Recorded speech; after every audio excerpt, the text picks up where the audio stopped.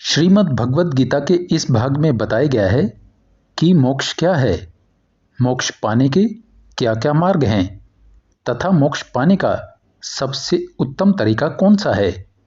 भगवान श्री कृष्ण ने गीता के अलग अलग अध्यायों में मोक्ष पाने के अलग अलग रहस्य बतलाए हैं। कृष्ण जी बताते हैं कि जीवात्मा का परम लक्ष्य होता है मुक्ति पाना, कर्मों से मुक्ति, कर्मों के बंधनों से मुक्ति, जन्मों से मुक्ति, जन्मों के बंधनों से मुक्ति। कर्मों तथा जन्मों से मुक्त होकर जीवात्मा का परमात्मा में मिल जाना ही मोक्ष कहलाता है। बिना मोक्ष के जीवात्मा दुखों के इस संसार में योनि दर योनि भटकती ही रहती है। मोक्ष असल में सुख, शांति और आनंद की वह अवस्था होती है जो दुख, शोक, भय, चिंता, मोह तथा समस्त प्रकार के बंधनों से मुक्त होकर मिलती है। कृष्ण जी ने अपने दिव्य धाम के बारे में बताया है कि यह ऐसा स्थान है कि जो एक बार भी यहाँ आ जाता है तो वह सुख और आनंद से वहीं रहना चाहता है, और जब तक बंधन है, जन्म है तो दुख है, कष्ट और पीड़ा है। आगे समझते हैं कि मोक्ष पाने के क्या क्या मार्ग हैं। सबसे पहला है ज्ञान योग, यानी ज्ञान के रास्ते मोक्ष को पाना। दूसरा है ध्यान योग, तीसरा है भक्ति योग और चौथा है दैवी गुणों को धारण करके।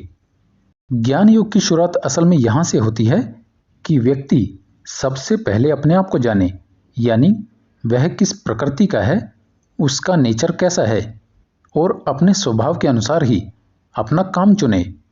जैसे कि एक स्टूडेंट है जो कि पढ़ाई लिखाई में बहुत अच्छा है और अपने स्वभाव के अनुसार उसे लगता है कि उसे अपने ज्ञान से समाज को शिक्षित करना चाहिए, तो उसे टीचिंग के काम को चुनना चाहिए। या मान लीजिए एक स्टूडेंट है जो पढ़ लिख कर लोगों के दुख दर्द ठीक करना चाहता है, तो उसे डॉक्टर के काम को चुनना चाहिए अपने स्वभाव के अनुसार। इसके बाद जो अगला इम्पोर्टेंट काम है कि वह अपने चुने हुए काम में सफलता प्राप्त करने के लिए सही गुरु का चुनाव करना। देखिए, माता पिता के बाद जिस व्यक्ति द्वारा एक व्यक्ति का भविष्य लिखा जाता है वो होता है गुरु का मार्गदर्शन। पांडवों ने जो इतना बड़ा महायुद्ध जीता था केवल कृष्ण जी की गाइडेंस से ही जीता था। और गुरु का चुनाव करते समय एक गुरु में कम से कम ये 4 क्वालिटीज़ तो होनी ही चाहिए, जिसमें से सबसे पहली क्वालिटी है विषय ज्ञान, यानी सब्जेक्ट नॉलेज, यानी जिस सब्जेक्ट की नॉलेज आप अपने अंदर बढ़ाना चाहते हैं उस पर गुरु की पकड़। जैसे कि एक स्टूडेंट है जो फिजिक्स में अपनी नॉलेज को बढ़ाना चाहता है, तो उसे ऐसा टीचर चुनना चाहिए जो फिजिक्स में शानदार हो, ना कि साइंस में। दूसरी बड़ी क्वालिटी जो गुरु में होनी चाहिए कि वह अपने विषय को स्टूडेंट की समझ के अनुसार सरल भाषा में समझा सकने की। यानी यदि टीचर बताए कि पानी हाइड्रोजन के 2 तथा ऑक्सीजन के 1 अणु से मिलकर बना है, तो इस बात को प्रैक्टिकली स्टूडेंट को समझा भी सके। तीसरी बड़ी क्वालिटी जो एक गुरु में होनी चाहिए कि गुरु आपका भला चाहने वाला हो।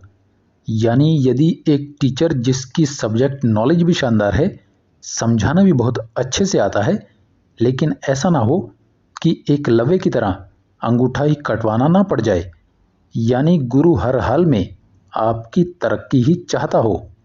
चौथी इंपॉर्टेंट क्वालिटी जो एक गुरु में होनी चाहिए कि वह हर हाल में आपकी अफोर्डेबल लिमिट में फिट बैठता हो। यदि गुरु या ज्ञान अर्जित करना आपकी अफोर्डेबल लिमिट में नहीं आता, तो पहले की 3 क्वालिटीज़ के कोई खास मायने नहीं रह जाते। अफोर्डेबल लिमिट का मतलब पैसे से ही नहीं होता। देखिए, जब महाराज अधिरथ कर्ण को लेकर गुरु द्रोणाचार्य के पास गए थे, तो इतना हिसाब किताब तो लगाकर गए ही होंगे कि मैं अपने बच्चे के लिए भारत के सर्वश्रेष्ठ गुरुवर की दक्षिणा तो चुका ही पाऊंगा। लेकिन इसके बावजूद यह सब सुनकर खाली हाथ वापस लौट आए कि मैं केवल क्षत्रिय राजकुमारों को ही शिक्षा प्रदान करता हूँ। इसके अलावा पढ़ाई का समय या स्थान भी स्टूडेंट को सूट करता हो। खैर वापस आते हैं टॉपिक पर, यानी ज्ञान योग द्वारा मोक्ष पाने पर। ज्ञान प्राप्त हो जाने के बाद धर्म क्या है, अधर्म क्या है पता चल जाता है, यानी एक व्यक्ति के क्या कर्तव्य हैं और उसे हर प्रकार के मोह बंधनों से मुक्त होकर बिना भय तथा चिंता के केवल जन कल्याण के लिए कर्म करता है और उसका कर्म यज्ञ के समान हो जाता है। बिना फल की लालसा के किया गया कर्म यज्ञ कहलाता है, क्योंकि ज्ञान की अग्नि ही कर्म फलों को तपाकर कर्म को शुद्ध कर देती है और जीवात्मा को हर प्रकार के बंधनों से मुक्त कर देती है। यही ज्ञान योग का सार है। एक बार फिर से समझ लेते हैं। सबसे पहले व्यक्ति अपने आप को जाने और अपने स्वभाव के अनुसार ही अपना काम चुने। उसके बाद उस काम का पूरा ज्ञान अर्जित करे। फिर उसके बाद बिना फल की लालसा के भय तथा चिंता से मुक्त होकर केवल जन कल्याण के लिए कर्म करे। जब व्यक्ति इस भावना से कर्म करता है तो वह कर्म के होने वाले बंधनों से नहीं बंधता और मुक्त होकर मोक्ष को प्राप्त कर लेता है। मोक्ष प्राप्त करने का दूसरा मार्ग है ध्यान योग, यानी ध्यान के रास्ते मोक्ष को पाना। ध्यान योग की शुरुआत असल में यहाँ से होती है कि व्यक्ति को सबसे पहले अपनी कर्म इंद्रियों को अपने वश में करना है, यानी तन को। और तन तब वश में होगा जब व्यक्ति का मन उसके काबू में होगा, क्योंकि मन के भटकने पर ही कर्म इंद्रियां भी गलत रास्ते पर चलने लगती हैं। भगवान श्री कृष्ण मन के बारे में कहते हैं कि यह मन ही व्यक्ति का सबसे बड़ा मित्र है और यही मन सबसे बड़ा शत्रु भी है। जिसने अपने मन को जीत लिया है उसने पहले ही परमेश्वर को पा लिया है, क्योंकि उसने शांति पा ली है। क्योंकि जितने भी सुख या दुख आते हैं केवल मन के भटकने से आते हैं। इसलिए कृष्ण जी कहते हैं कि व्यक्ति को चाहिए कि वह अपने चंचल मन को अपने काबू में रखे, अपने मन तथा बुद्धि को आत्म में स्थिर करे और योग शक्ति द्वारा परमात्मा में ध्यान लगाए। योग में स्थिर मन उसी प्रकार से विचलित नहीं होता जिस प्रकार वायु रहित स्थान पर दीपक, और धीरे धीरे योगा अभ्यास के द्वारा व्यक्ति उस स्थिति को पा लेता है जिसे समाधि कहते हैं, जो समस्त दुखों से परे है तथा सुख एवं आनंद की सर्वोच्च सीमा है। यही ध्यान योग का सार है। मोक्ष प्राप्त करने का तीसरा साधन है भक्ति योग, यानी भक्ति के रास्ते मोक्ष को पाना।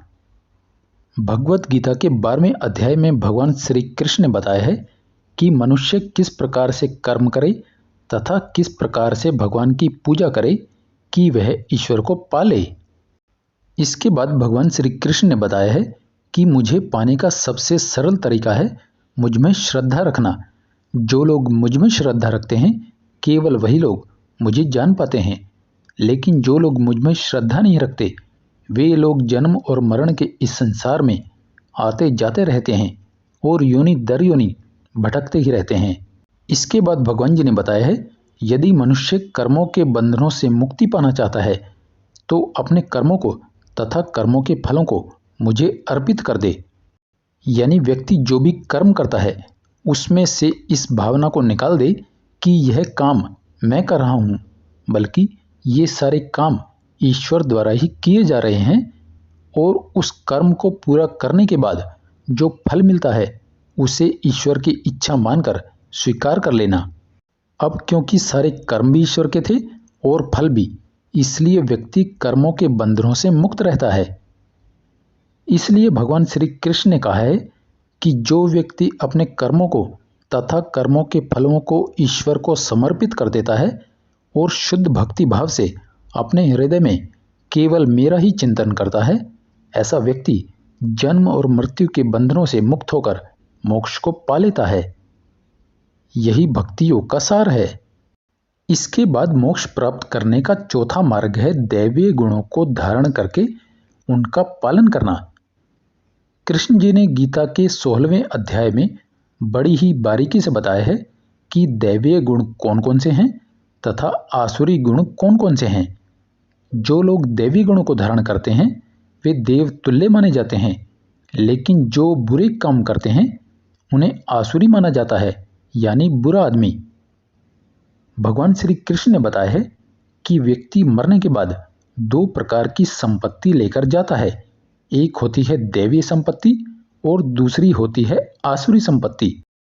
दैवीय गुण मोक्ष दिलाने वाले हैं, जबकि आसुरी गुण नरक को ले जाते हैं। यहाँ पर कृष्ण जी ने कहा है कि जो लोग नीच कर्म करते हैं उन्हें मैं बार बार नीच योनियों में डालता रहता हूँ, लेकिन जो अच्छे गुणों को धारण किए हैं, जिनके कर्म केवल जन कल्याण को समर्पित हैं, जो लोग शास्त्रों के अनुसार क्या सही है क्या गलत इसको जानकर ही अपने सारे कर्म करता है, ऐसा व्यक्ति निश्चित रूप से मुझे पा लेता है। यहाँ तक हमने मोक्ष पाने के 4 अलग अलग साधनों को समझा है। अब जो मोक्ष पाने का सबसे उत्तम मार्ग है वो पहले बताए सभी मार्गों का निचोड़ है, यानी मनुष्य को मानव योनि में जन्म मिलना बड़े ही सौभाग्य की बात है। इसलिए मनुष्य को चाहिए कि वह अपने इसी जन्म को सार्थक बनाए। व्यक्ति को चाहिए कि वह इस पृथ्वी पर अपने होने के उद्देश्यों को पहचाने और उस उद्देश्य को पूरा करने के लिए ज्ञान और ध्यान का सहारा ले, और केवल अपने लिए ही नहीं बल्कि जन कल्याण के लिए कर्म करे और अपने हृदय में केवल ईश्वर का ही चिंतन करे, क्योंकि साथ तो कुछ लेकर जाना नहीं है, जो मिला सब उसी का था। इसलिए भगवान श्री कृष्ण अर्जुन से कहते हैं कि हे अर्जुन, कर्मों के बंधनों से मुक्ति पाने का एकमात्र साधन है कि तू अपने आप को ईश्वर का उपकरण मानकर अपना कर्म कर, क्योंकि वास्तव में तो सारे कर्म मेरे द्वारा ही किए जाने हैं। अंत में मैं अपनी बात यहाँ खत्म करता हूँ गीता के अंतिम श्लोक के साथ, जिसमें भगवान श्री कृष्ण ने कहा है कि जो व्यक्ति अपने सारे कर्मों के बंधनों से मुक्त होकर मेरी शरण में आएगा, वो समस्त प्रकार के पापों से मुक्त होकर मुझ में समा जाएगा। धन्यवाद।